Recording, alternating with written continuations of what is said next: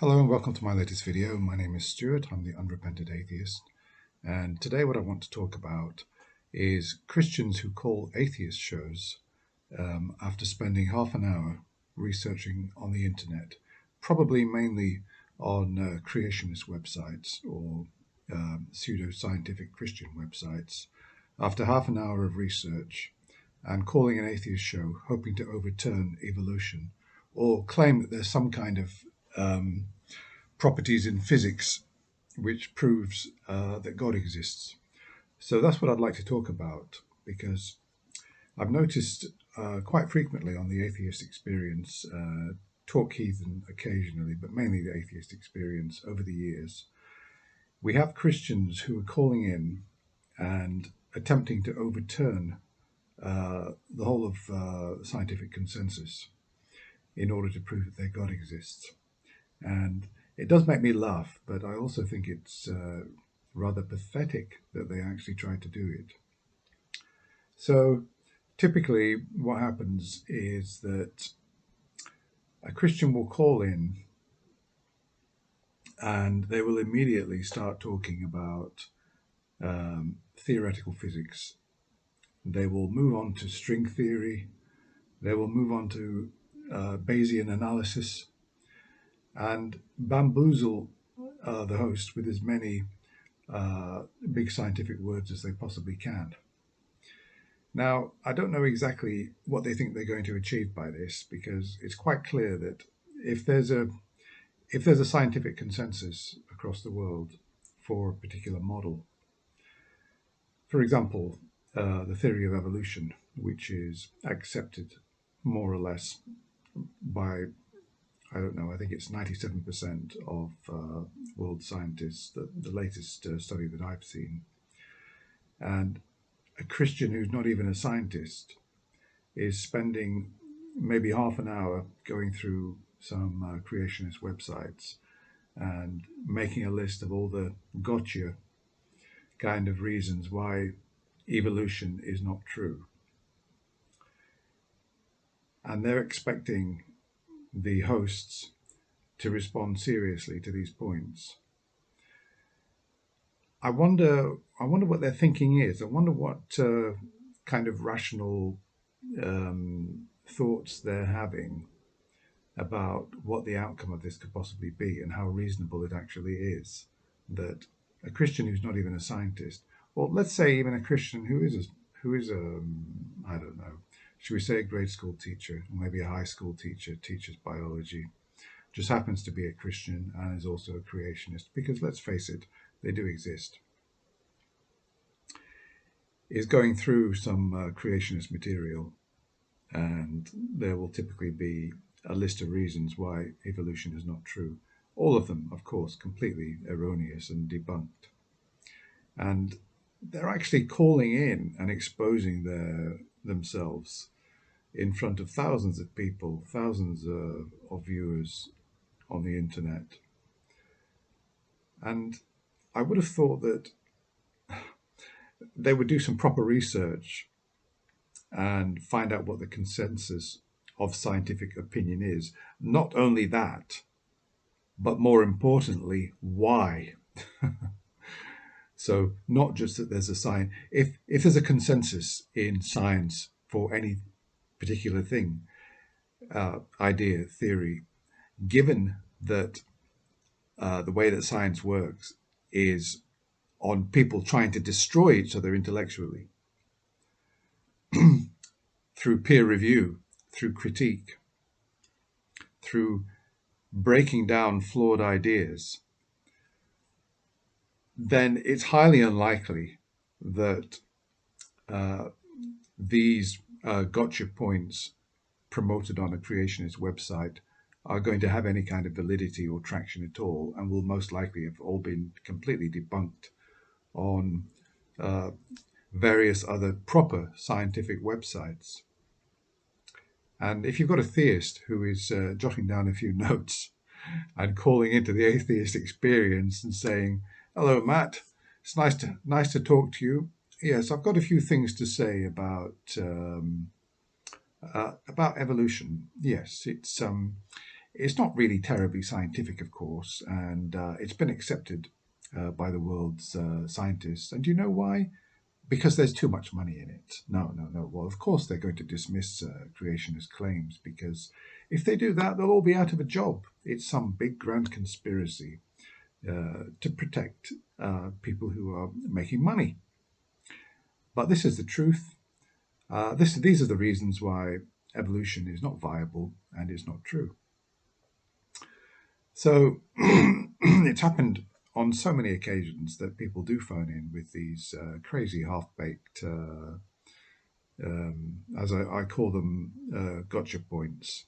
They think that they can overturn a robust theory like evolution, a theory which has had literally millions of man hours have got into it and been peer reviewed, and scientists have tried to kick each other over intellectually in the world's great universities where all the experts are concentrated. Do they understand this? Do they understand how science works? Do they understand how competitive it is? Do they understand that all the scientists out there want to be famous, and they want to be the ones that have overturned something? They want to be the ones that have made discoveries. They want to be the ones that are debunking other scientists and proving them wrong through peer review or critical articles.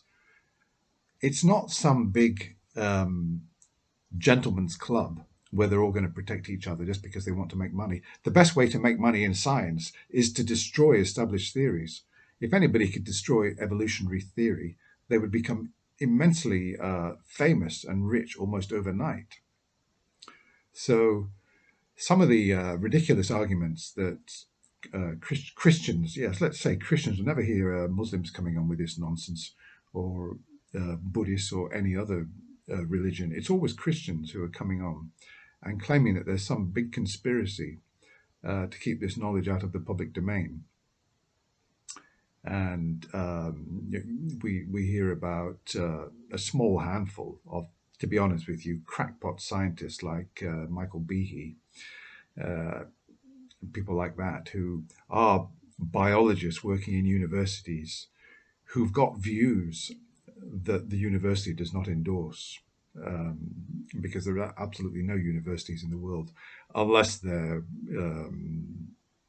I don't know, fundamentalist Christian universities, who endorse any other theory other than evolution for the way that life proliferated and diversified.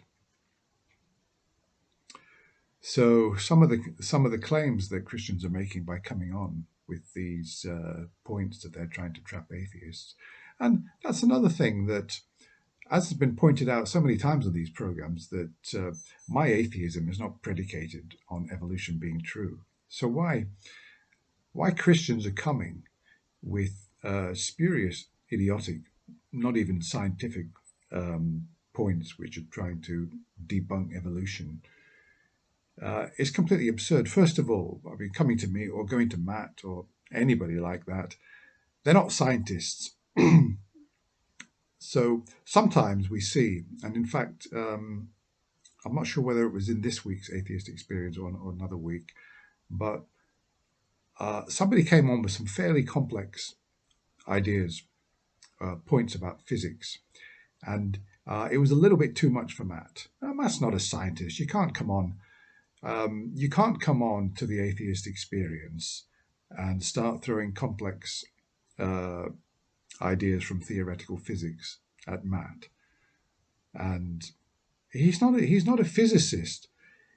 If you want to do that, then for goodness sake, publish your hypothesis, because obviously that's all it's going to be. It's not going to be anything more than a hypothesis. It's not going to be a theory. Publish your hypothesis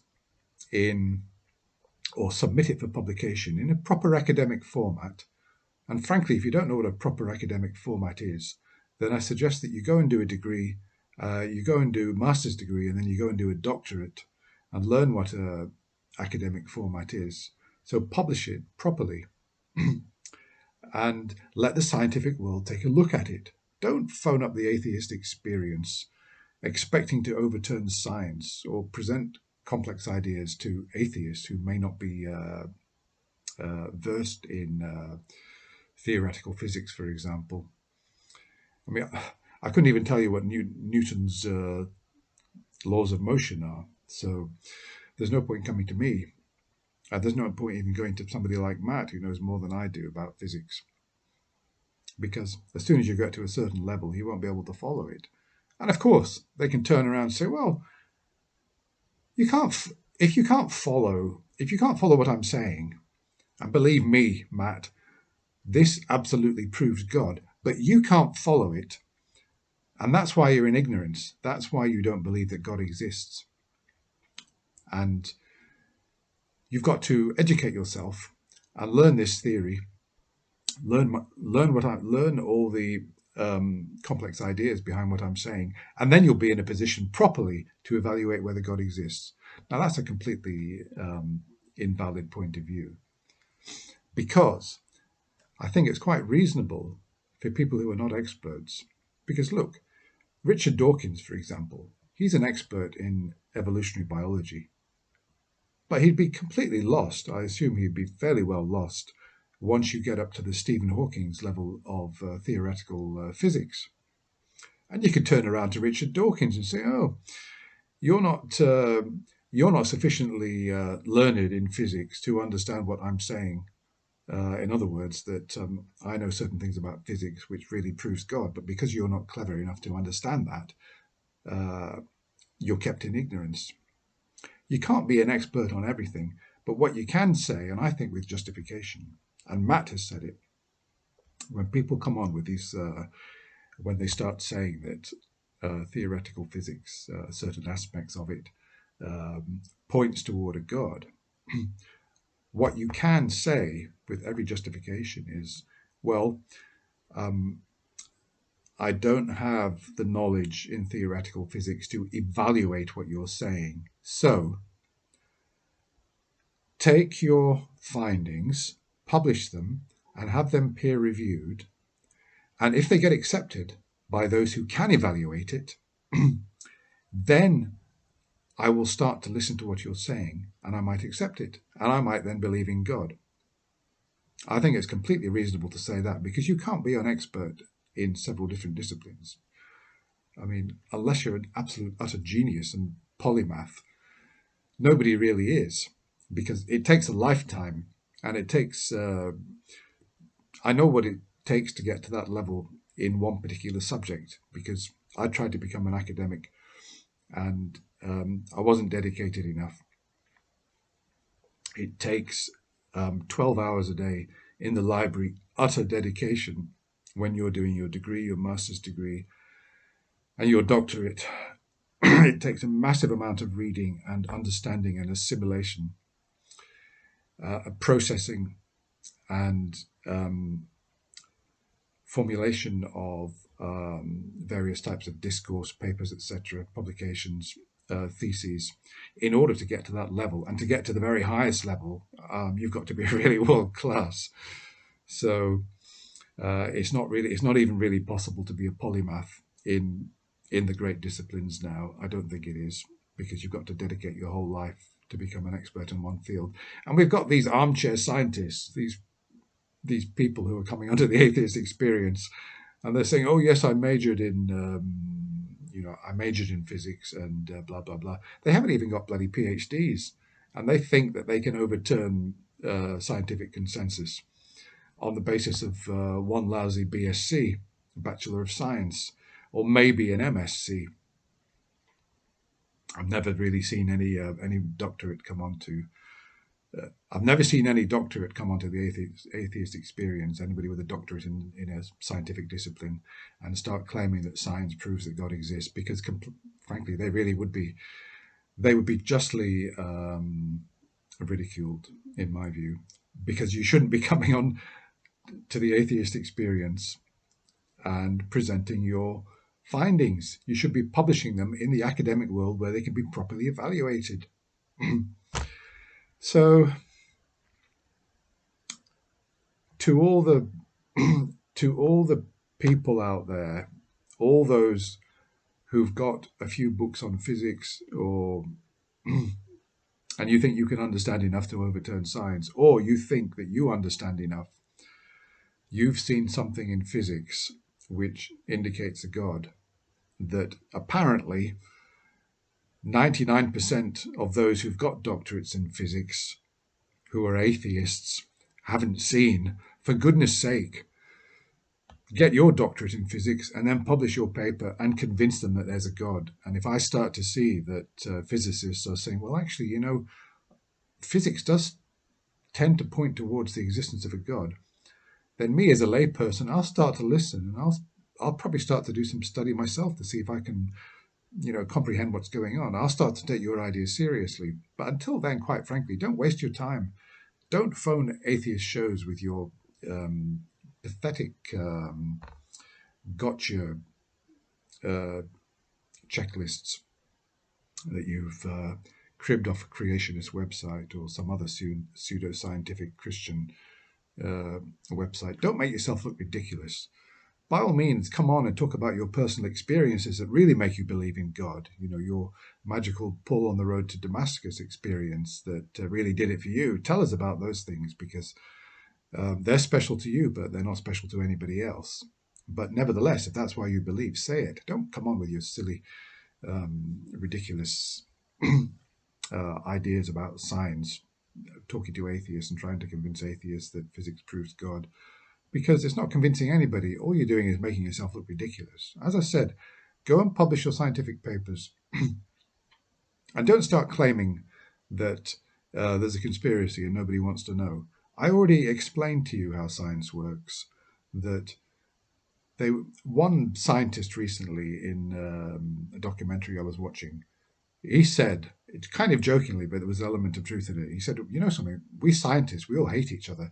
We want to prove each other wrong all the time. And that's what drives science forward. That's why we've got a world which is full of technology and engineering and medicine, because people are trying, as soon as you publish a paper claiming anything constructive, there'll be other scientists out there trying to shoot you down. They'll be trying to debunk and rubbish you.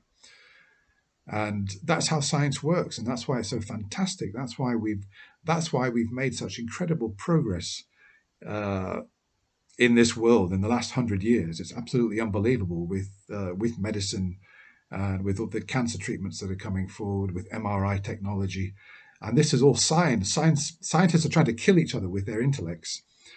And you're claiming that there's some kind of conspiracy, that they're all gathering together and creating a wall to prevent new ideas from coming. Nothing could be further from the truth.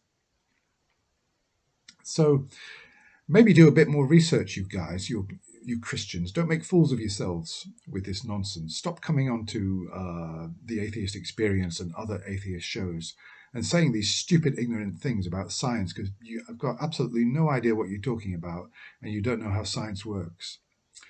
Okay, so that's the end of my rant. Don't do it anymore, you've been told. And let's talk about philosophy. Let's talk about methodology. Let's talk about things that we can handle, because most of us atheists, we can't handle the science at the highest level. Leave that to the experts. And if you want to convince them, convince them. If you convince them, I'll start to listen. But until then, let's talk about the things that we can talk about. If you want to talk about personal experiences, that's fine. If you want to talk about near-death experiences, I'm happy to talk about those. In fact, I'm going to do a video on those fairly soon. If you want to talk about the possibility of an afterlife and what it might be like if it exists, I'd be happy to talk about that as well. And if you'd like to talk about if there is a God, what kind of God might he be? Is he the Judeo-Christian God, or is he some other kind of God? That's something that we could talk about too, even though we haven't really got much evidence or any evidence at all, but we can still maybe speculate a little bit. So we can talk about a lot, but one thing that we can't really talk about, quite frankly, is science.